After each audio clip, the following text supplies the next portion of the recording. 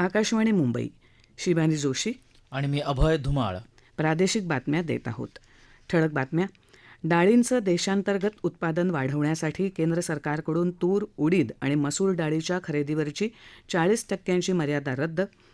राज्यात उदंचन जलविद्युत प्रकल्प विकसनासाठी राज्य शासनाकडून 71,000 कोटी रुपयांचे 2 सामंजस्य करार.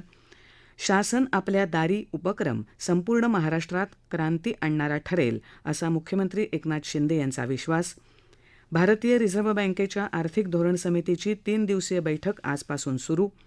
आणि अरबी समुद्रात निर्माण झालेल्या कमी दाबाच्या पट्ट्याचं रूपांतर मध्यरात्रीपर्यंत चक्रीवादळात होण्याचा हवामान विभागाचा अंदाज. डाळींचं देशांतर्गत उत्पादन वाढवण्याच्या दिशेने एक महत्त्वाचं पाऊल म्हणून केंद्र सरकारनं 2023-24साठी मूल्य समर्थन योजनेअंतर्गत तूर, उडीद आणि मसूर डाळीच्या खरेदीवरची 40% मर्यादा रद्द केली आहे. या निर्णयामुळे शेतकऱ्यांकडून कोणत्याही मर्यादेशिवाय किमान आधारभूत किमतीला या डाळींची खरेदी करता येईल. सरकारकडून किफायतशीर किमतीला या कडधान्यांच्या खरेदीची खात्री मिळाल्यावर या धान्यांचं उत्पादन वाढवण्यासाठी शेतकऱ्यांना आगामी खरीप आणि रब्बी पेरणीच्या हंगामात तूर, उडीद आणि मसूर या पिकांच्या पेरणीचं क्षेत्र वाढवण्यासाठी प्रोत्साहन मिळेल.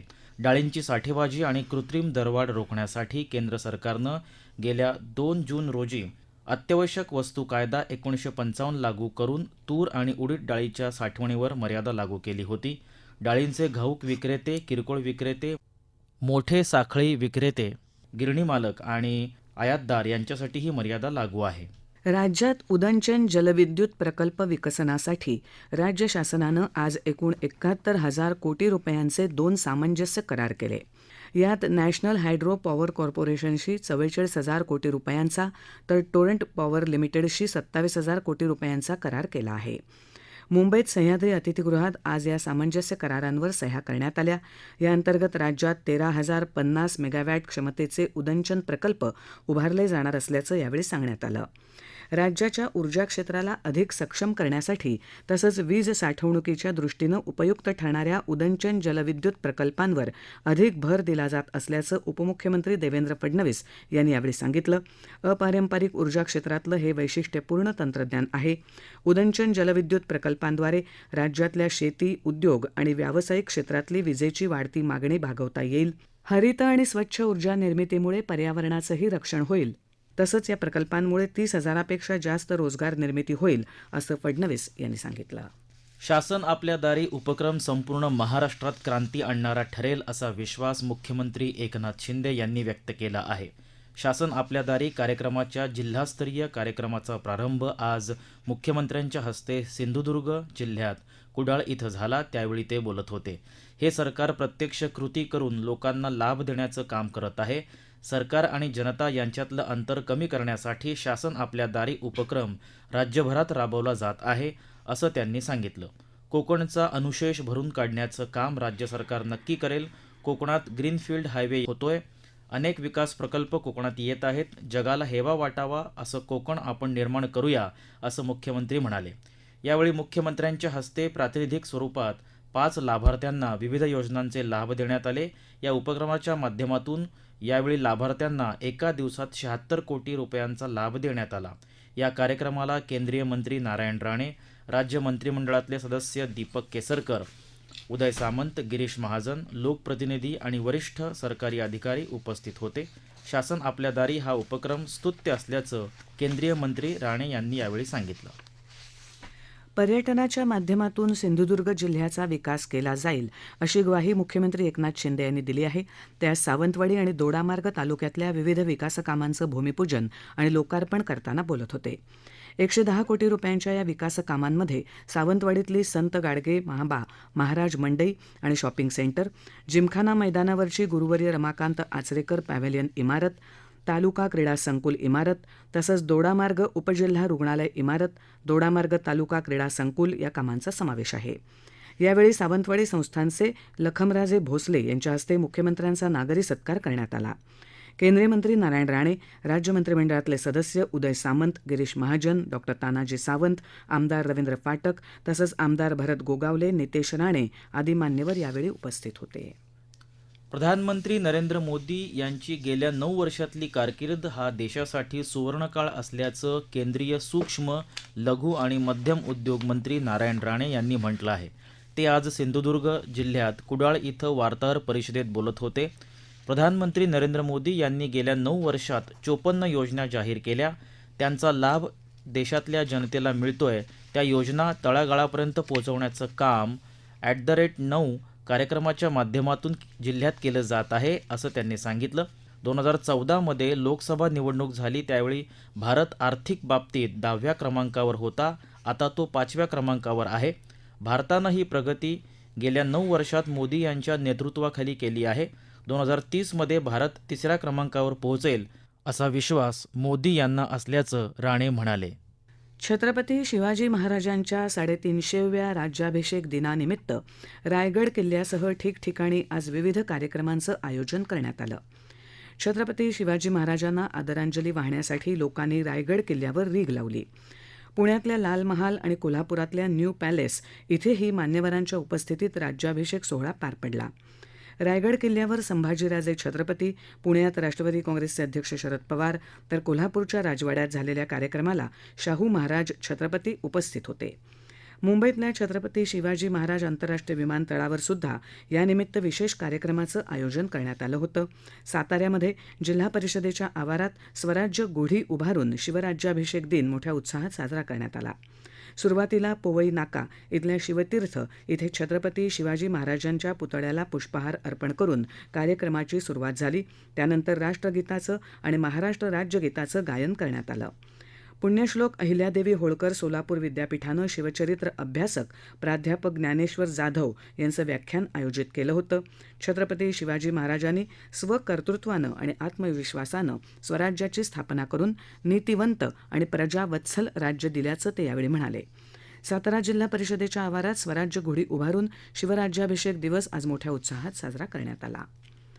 या प्रादेशिक बातम्या आकाशवाणीच्या मुंबई केंद्रावरून देत आहोत.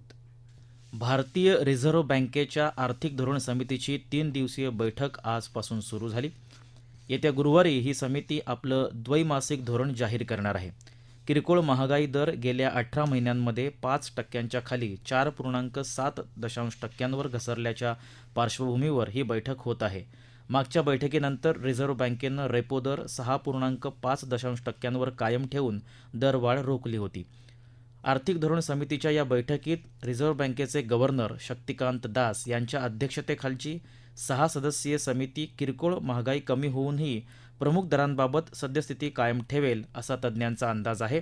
भारतीय रिझर्व्ह बँकेनं 2000 रुपयाची नोट चलनामधून काढून टाकण्याची घोषणा केल्यानंतर आर्थिक धोरण समितीची ही पहिलीच बैठक आहे.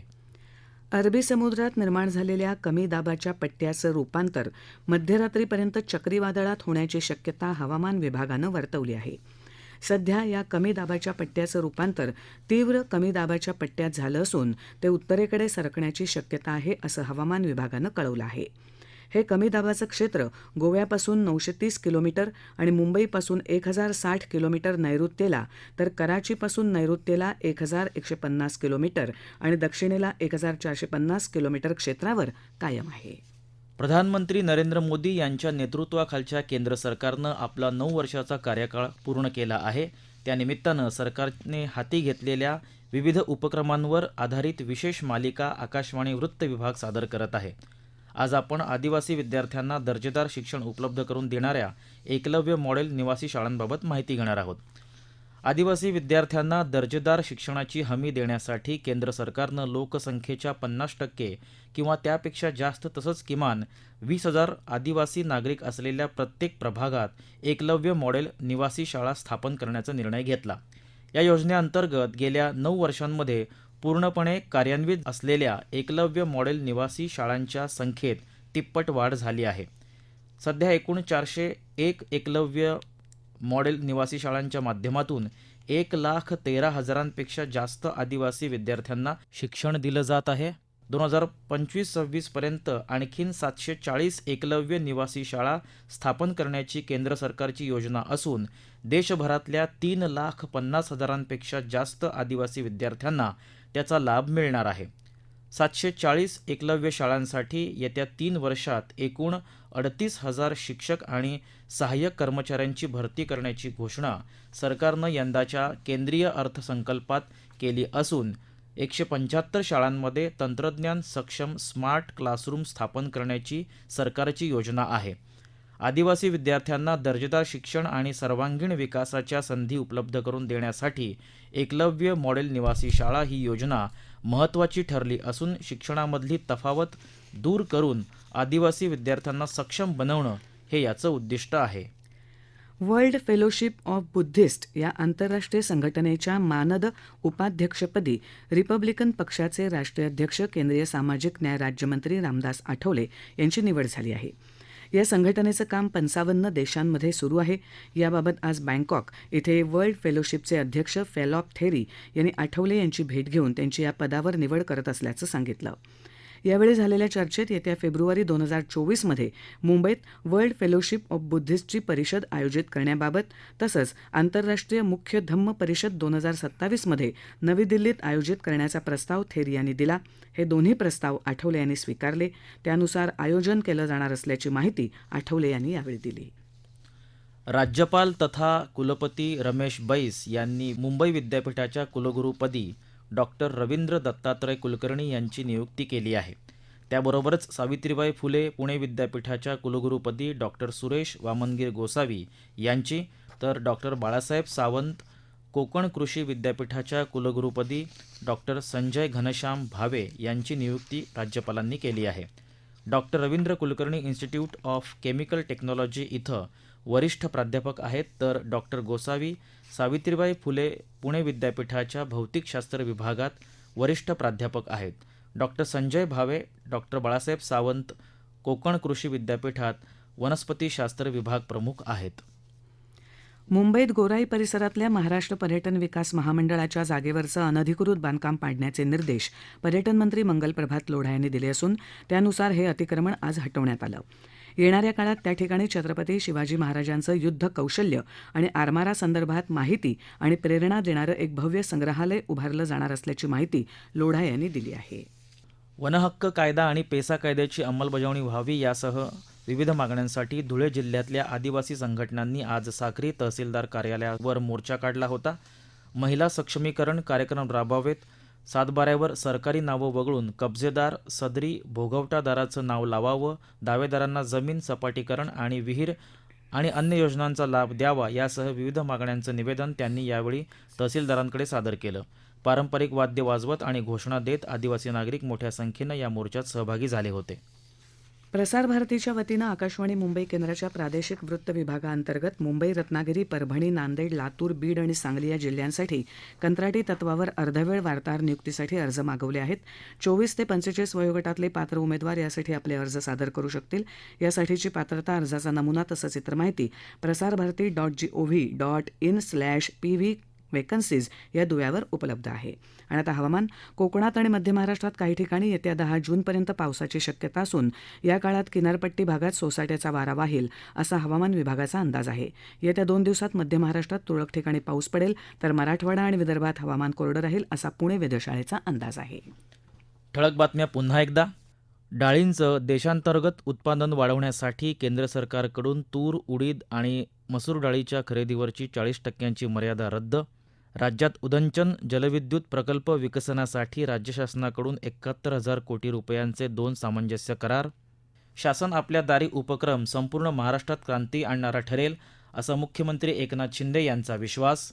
भारतीय रिझर्व्ह बँकेच्या आर्थिक धोरण समितीची 3 दिवसीय बैठक आजपासून सुरू. आणि अरबी समुद्रात निर्माण झालेल्या कमी दाबाच्या पट्ट्याचं रूपांतर मध्यरात्रीपर्यंत चक्रीवादळात होण्याचा हवामान विभागाचा अंदाज. याबरोबरच आकाशवाणी मुंबई केंद्रावरचं हे प्रादेशिक बातमीपत्र संपलं. नमस्कार.